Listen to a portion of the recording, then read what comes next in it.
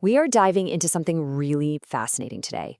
We're going to deconstruct a multi-layered divination reading, and believe me, it tells an absolutely powerful story. It's all about personal transformation, karmic justice, and it all kicks off with one very urgent question. So this is where it all begins, with this incredibly raw, honest question from a seeker. And you can feel the desperation in it, right? He's not just asking about the future. He's at a point where he is genuinely questioning his own sanity. This just sets the stage for a really personal conflict, where the stakes could not be higher. All right, so let's be clear. What we're about to break down here isn't just some simple prediction. The source material shows this reading as something more like a map of a spiritual battle, a real struggle between the seeker's inner world and these external forces he feels are closing in on him. So at the very heart of this whole story is our seeker. He feels totally surrounded, under constant attack, and it's pushed him right to the edge where he's asking, is any of this even real, or am I just delusional? This is the classic spiritual crisis. And then, on the other side of the conflict, you have his enemies. But the reading doesn't just see them as people. Nope. It identifies them as specific energies. We're talking patterns of scheming, betrayal, and a kind of spiritual coldness that are basically the core of the seeker's big test here. Okay, so now let's get into the first layer of this reading. The diviner actually uses two different decks, regular playing cards and the traditional tarot, to build this really rich, multi-dimensional picture of what's going on. And right away, the cards paint this incredibly stark contrast. It's wild. On the left, you see the seeker's path, a slow and steady return to stability, gaining emotional authority, finding that karmic balance. He's moving forward. But on the right, the enemy's path is a complete and total mess. It is just filled with scheming, conflict, failure, and a massive cycle ending, symbolized by, you guessed it, the death card. Now, the tarot spread is loaded with major arcana cards, and for those who know, that's a huge sign. It means this isn't just some random little squabble. The reading says this is the climax of a major karmic cycle. And the crucial takeaway? The Wheel of Fortune is finally turning in the seeker's favor. Meanwhile, his opponents, they're losing their grip, sinking into despair. And the endgame? It points to the seeker stepping into a role of real leadership and authority. But here's the thing. This isn't just about sitting back and watching your enemies fall apart. The reading makes a really important pivot to the internal powers and the spiritual gifts that the seeker himself is being called to wake up. So the first of these untapped powers is clairintuition.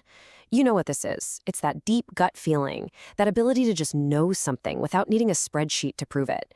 It's all about trusting that inner voice, which is exactly what he was questioning in the first place. Next up, we've got energetic authority. Now, this is not about being bossy or loud.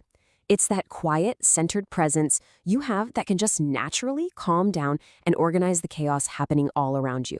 It's a real subtle power. And the third power is transformative fire. Think of it as the spark of creation. It's that raw, potent energy to start new things, to light up new ideas, and to take real, tangible action out there in the world. Now, just when we think we've got the whole picture, the reading adds another layer: chakra stones. And this brings a whole new level of depth. It starts explaining the energetic why behind everything the cards have already shown us. And this table just lays it all out so brilliantly. Look at this. The enemy's downfall is linked to the heart chakra, showing that their collapse is literally rooted in greed and a closed heart. Their paralysis is linked to the throat chakra, meaning they are basically choking on their own lies. But meanwhile, the seeker's power centers, his willpower, his intuition, his creativity, are all charging up and coming into perfect alignment. So with all that context laid out, let's look at the specific fate of these antagonists. Because according to this reading, their downfall isn't just likely, it is absolutely inevitable. It's sealed by their own actions.